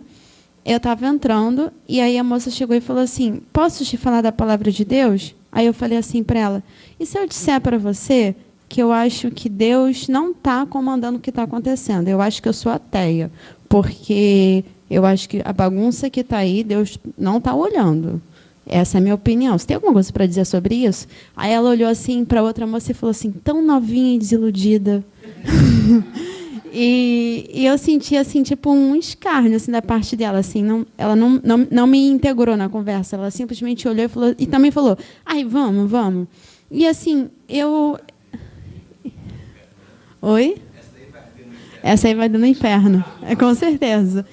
E tipo, eu gostaria muito de dialogar com elas, assim, e eu senti, na verdade, uma intolerância muito... Elas já tinham uma ideia pronta, e eu juro por tudo que é mais sagrado, assim, tipo, eu já fui espírita, aí depois eu me cansei do espiritismo. Me cansei do espiritismo porque quando eu chegava lá, no centro espírita, o cara chegava e falava assim para mim, ela é estudante de Direito, vai ser nossa futura Sérgio Moro. Aí eu, não dá, fiquei muito desiludida. Aí eu falei, aqui não dá, não. Aí recentemente, eu estou frequentando um centro de Umbanda, ali na Tijuca também, na Casa Gauísa, e também teve um episódio em que o rapaz da cantina falou assim, não dá, nem Lula, nem Bolsonaro. Aí eu cheguei para o dirigente da casa e falei assim, olha, já saí de um centro espírita e vim para a Umbanda. Eu não suporto mais isso, eu não quero ter esse tipo de discussão. Para mim, eu estou desiludida, eu também. Vocês são bolsonaristas?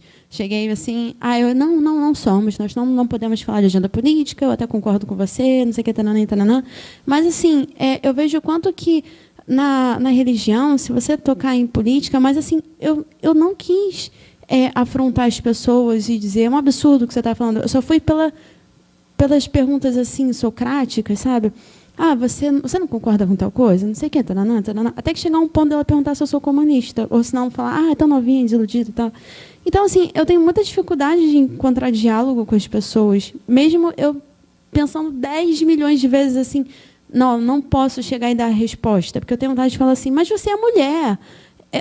Teve até um momento da conversa que eu falei assim, mas você sabia que por você ser neopentecostal ou pentecostal é uma dissidência da Igreja Católica? No fundo, você também é revolucionário, porque você, mesmo que você não concorde com Karl Marx, você foi anteriormente sua religião foi perseguida, as pessoas no protestantismo eram perseguidas e tal. E assim, trazendo fatos históricos, mas era muito difícil. E aí eu não sei assim, como que a gente vai dialogar com esse tipo de comportamento também, sabe? Eu queria passar um pouquinho, mas eu falei bastante, né? Eu tenho assim alguma consideração para fazer a respeito da sua pergunta, mas também amarrando as respostas dos nossos palestrantes, pastor Wellington, doutora Lorena, doutora Ivani, que é o seguinte, eu acredito que uma provável saída pode, além da educação, né, da teologia da praxis, do pé no chão, que acaba fazendo essas revoluções moleculares, cotidianas, insurgentes, eu acredito que a gente também precisa de novas linguagens revolucionárias, digamos assim. Porque o que acontece? Quando o doutor Ivani estava falando dessa conjuntura histórica, né, em que esses valores conservadores começam a serem amplamente disseminados e acabam contaminando, afetando a nossa convivência, e eu falo muito isso no livro, que é do momento do televangelismo. você falou, né, do Macalister, o Edir Macedo, essa década de 70, 80, em que pastores estadunidenses começam a lotar estádios, começam a pulular em N programas de TV, e esse tipo de estratégia linguística também chega na América Latina, chega no Brasil, e as pessoas começam a acessar a televisão, e daqui a pouco começam a acessar a internet também, e ouvir esse tipo de discurso. Então, elas acabam recebendo, introduzindo em si e na sua convivência esse discurso sem nenhuma reflexividade quase. Então, esse tipo de comportamento que a moça teve contigo na praça é uma coisa que acontece desde a minha infância. Entendeu? Na Baixada Fluminense, também onde eu me criei, as pessoas elas reproduzem isso cotidianamente, sem reflexão. Por quê? Porque foi essa linguagem que chegou até elas. Entendeu? E assim elas fazem. Elas estão repetindo com você a maneira com a qual elas foram educadas, digamos assim.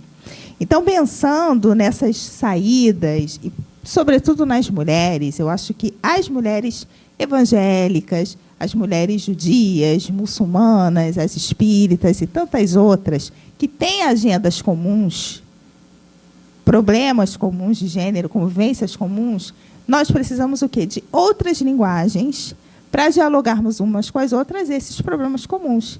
E assim ir construindo essas revoluções, entendeu? Moleculares. Porque se a gente continuar reproduzindo o que nos foi introjetado, o que nos foi delegado, a gente não vai fazer revolução nenhuma. Então, a gente precisa encontrar nessas nossas demandas, nessas nossas vivências interseccionais, dos problemas que nos atravessam de forma comum, novas linguagens de ir buscar essas revoluções. Entende? Eu estou falando isso porque, por exemplo, eu tenho uma militância com fotografia feminina que também começou a partir de uma pesquisa com evangélicas que não se percebiam na sua beleza.